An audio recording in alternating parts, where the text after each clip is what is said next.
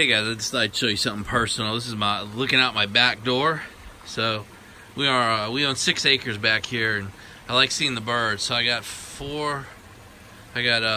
1, 2, 3, and 4 bird feeders out here. They're empty today. They'll be filled up tomorrow, but I just like it. Amory puts a bunch of flowers out along here. That'll happen next month. Look at my deck. See, that's disgusting. So if anybody thinks I'm a great guy, I got a mess. Anyway, I'll get that figured out. The backyard will bloom out nicely.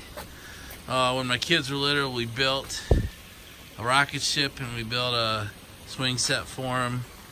Amory always wanted ponds, so we got ponds. She wanted a little bridge. And then I built this pergola, God, 15 years ago or so, I can't remember, but it needs to be painted as well. But I'll show you what Amory did this year, or last fall. She had a contractor come in and do this whole paver system for us. Then she bought us some nice new chairs. Got us a hot tub installed up there. That's a fire table. I don't want to pull covers off yet, but that's a fire table. We sit around. We'll have some chats on the channel that way. But what I wanted to show you was I'm celebrating my inner redneck. So I got my smoker going. This I'd show you. I'm doing a beer can chicken. Alright, so again, another personality. You know, my inner redneck says Dave the Redneck today. Anyway, it's been on there by 5 hours, so as soon as everybody gets home, we will be having dinner. So let's see, I'll just give you a panoramic shot of my backyard. This is about as bad as it ever looks at early March, before anything starts, starts to bloom.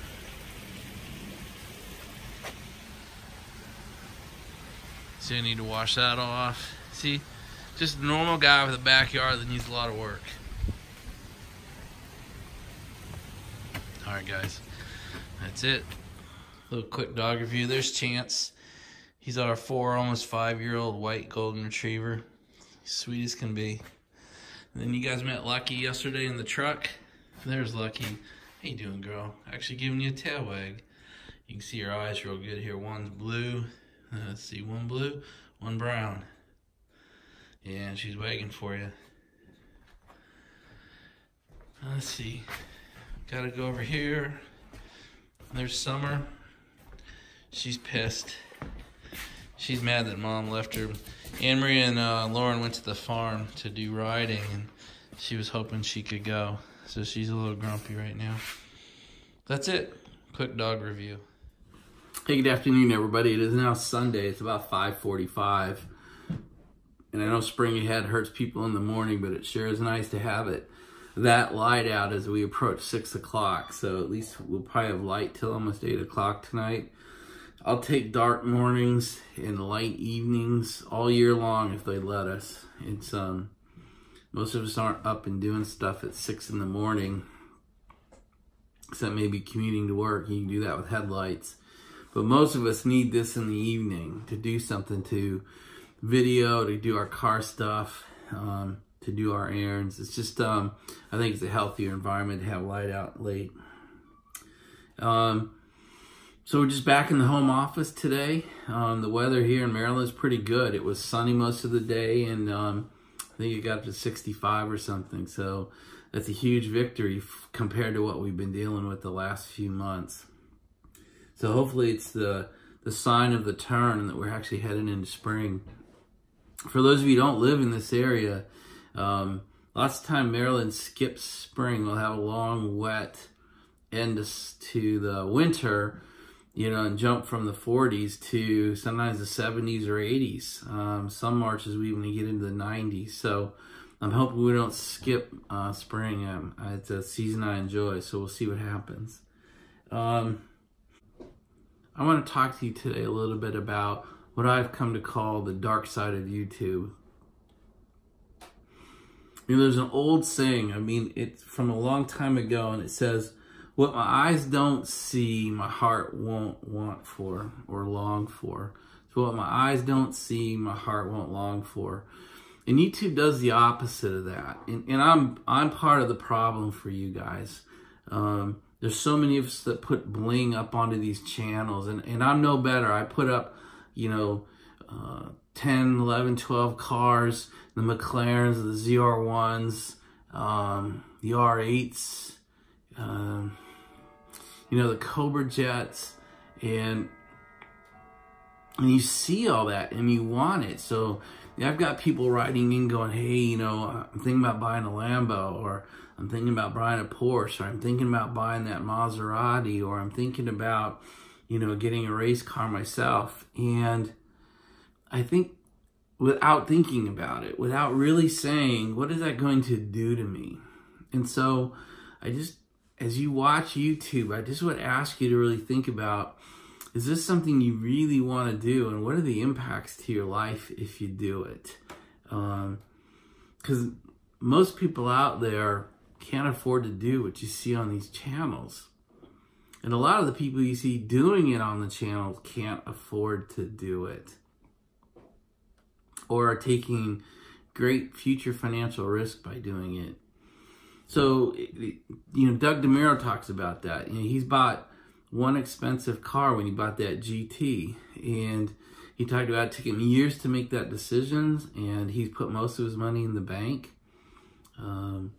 before he went and bought that one car.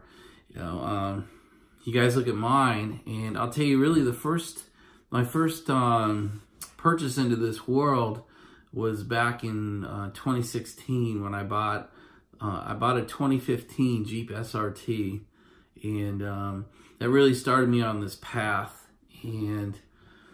But I had already made my financials. I was already fairly independent. I hadn't sold the company yet, but I could afford to do it. And even then, it took me a couple years to buy even 2 or 3. And I'm just worried you look at the channel today, even mine, and you see what we have, and you may not realize it took 3 or 4 years to get what you see on the channel, but it took 33 years from the day I graduated from college, and it took me 24, almost 25 years to build DHA to the point where I could sell it. So, I'm going to do the respective going through numbers, maybe even the next video, and talk about what I sold the company for, and what were the components of the sale, and kind of how much money was top line, and how much fees and everything did we pay, and how much money went into the bank. So I'll walk through those numbers with you. I don't see any reason to hide those from you. And it might help you as you prepare, if you ever decide to exit or sell a company or an opportunity, to be aware of. It's not just the top line. It sounds awfully sexy, and I know they put out a press release. See, there you go. See how many times I'm going to touch my nose on this goddamn video. But I know they put out a press release and they put my number out there. They purchased my company for $46 million. So that number's out in the public, in the press. It's a public company, so the deal is public information. So I just like to teach you from the 46 to the 38 I put in the bank. Where'd that other $8 million go? And then I still owe taxes on that. So we'll talk a little bit about that as well.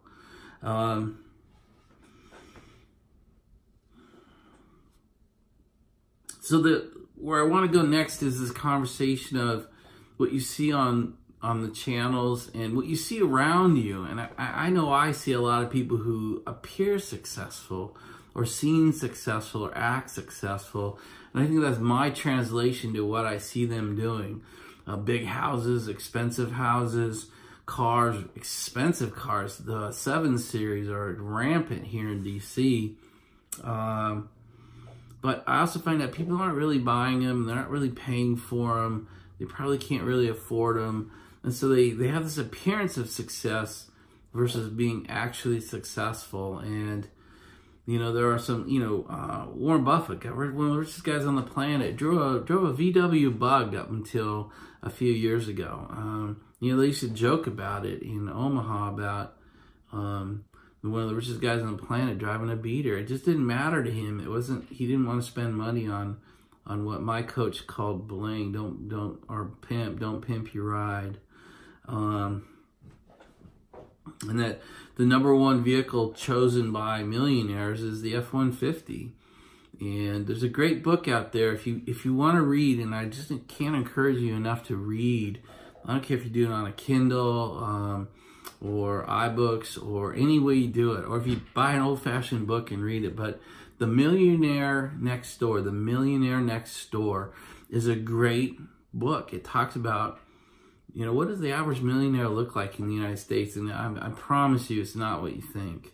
And so don't go run out and buy an F-150 and think that's going to make you a millionaire either, right? So, I mean, there's cause and effects, you know, and the ability to drive an F-150 says you're in the mindset to not spend your money and therefore save it and get it working for you.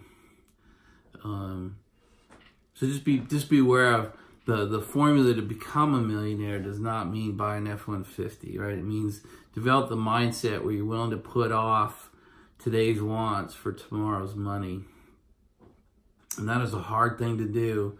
And I'll tell you, as a 54-year-old man, I wish I could time warp back to my 21 or 22-year-old self and teach some of the things I know today that would have accelerated what I told you yesterday was a 9-year penalty. I hope to be done at 45 and I'm done at 54 because of not following a plan, you know, because of not making some good financial decisions.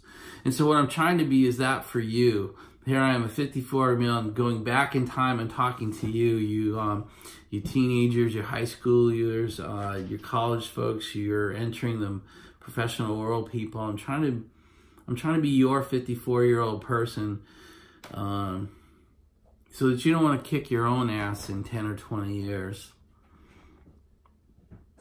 And I would really encourage you to start thinking about things. If you can afford them, that means you can pay for it. That doesn't mean you can afford the monthly payment. You know, we've become a society of monthly payment processors. And that just digs a hole that is very hard to get out of. And lots of times the things we buy create buyer's remorse, maybe even a year later. Several of you have talked to me about being stuck or lost or in a hole that you dug, that you created. And you created what I call a structurally imbalanced budget. And that means what you're taking in doesn't cover what you're putting out. And, you know, a donation from me is not going to fix that. Charity from GoFundMe is not going to fix that. We have to keep a functionally structurally balanced budget so that you can save for the things you want while also saving for retirement. But that means not doing things for 5, 10, maybe 20 years. And that's very unpalatable to people. But I'll tell you, if I could warn you, if I could talk to you from my end of the life cycle back down the pipeline to you, I'm seeing people my age, 54, 55, 60 years old, who didn't make these kinds of decisions and are now finding out that their retirement plan isn't going to allow them to retire. That their retirement payments will not cover the lifestyle they've become accustomed to. And so they're having kind of wig outs. They're 20 years, 30 years, 35 years into a career, and now they're figuring out that the financial plan they have or haven't been following isn't going to get them to a retirement plan or a retirement phase of life where you're financially independent and kind of do what you want to choose to do. So don't do that. But it starts with not buying the Porsche. It starts with not taking those crazy ass vacations. It's putting off today's wants for tomorrow's success. And that is hard to do, and it takes perseverance and a plan and a commitment to your future life. If you want to live the life I have today, you have to give things up. And you have to do it for decades and times. You know, very few of us make $1 million a year and you just throw it into savings, and 9, 10 years later, we've got all the money we'd ever need.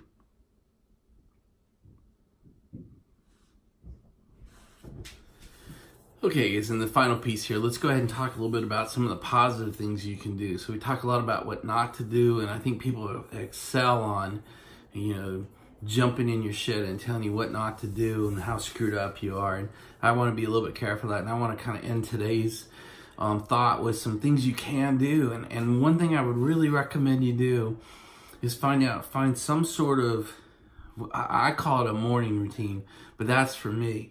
I read something every day, something that, you know, breaks the chains around my mind, gets me out of my daily thoughts. And so I'm going to show them to you here. So get ready. We've already talked about The Millionaire Next Door. That's a great look outside of what you think a millionaire is and maybe what you need to do. It's not giant houses and lots of cars and crazy vacations and all that. Can come later when the money's working for you.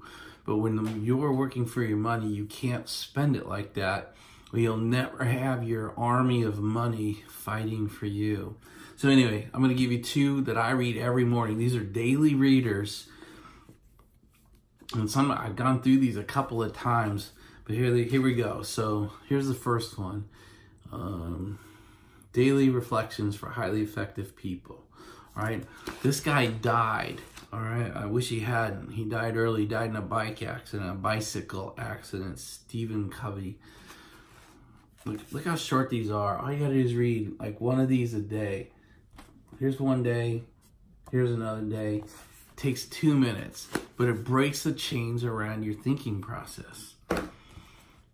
He also wrote a great book, 7 Habits of Highly Effective People. And if you tell me you read it in college, I'm going to kick your ass, all right? Or high school, because that means you didn't read it. If the book, 7 Habits of Highly Effective People, doesn't fundamentally change your thinking, then go back and read it again, because you didn't read it. You missed it. It's truly one of the basic, fundamental books that changed my life 6-7 years ago when I rebuilt myself. Here's another one I read every day. Napoleon Hill's Positive Action Plan. Same basic structure, okay? Look, there's one day. All right, there's another day. All right, see, it takes 10 minutes to do this. All right, here's another thing I do. Here's my action item list. Look at this nightmare, huh? I don't have a job, and I have this. Look at this. There are 47 on the first page, 50 overall. Things I just need to do, okay? And then I have to write a food journal. Every day, I have to write down what I drank. Anything that goes in here has to go in here. And the last thing I do that helps me start my day with a fundamentally positive approach to life is look at this. Dave's Gratitude Journal. I go through here every morning. I start a new page and I write the things I am grateful for. And you can start out a day pretty grumpy. Start writing stuff like that and it changes how you go through your day. Or do it at bedtime so it changes the frame of mind you go to sleep with. But do these things, do these little things every day and it will change your life. So I'm just trying to give you something positive there. In fact, let me look at my list because I think we're going to end the day there. I think we're going to end there. You guys, somebody asked me to advise you on running a small business and some of the growth points that we were able to get over at DHA and how did I do that. And I will talk to you about that in a future video. Maybe with some other car things coming up too. But today I just wanted to get in here and just talk to you a little bit about some of the experiences I've had. Hopefully you find this helpful. The interaction for you guys has been amazing. So, definitely keep doing this. I don't know if I can do it every day, but, I certainly have quite a bit of time. I'm speaking tomorrow down at Towson. So, day will be a little bit tighter because it's hard to get up there and then get back. So, like from 3 to 9, I'll be gone for a 1-hour meeting. But anyway, that's all I got. Ask questions, punch back. Let's keep the conversation going. I love that part of this channel. All right, you guys. Have a great Sunday night, and we'll talk probably tomorrow. Bye, everybody.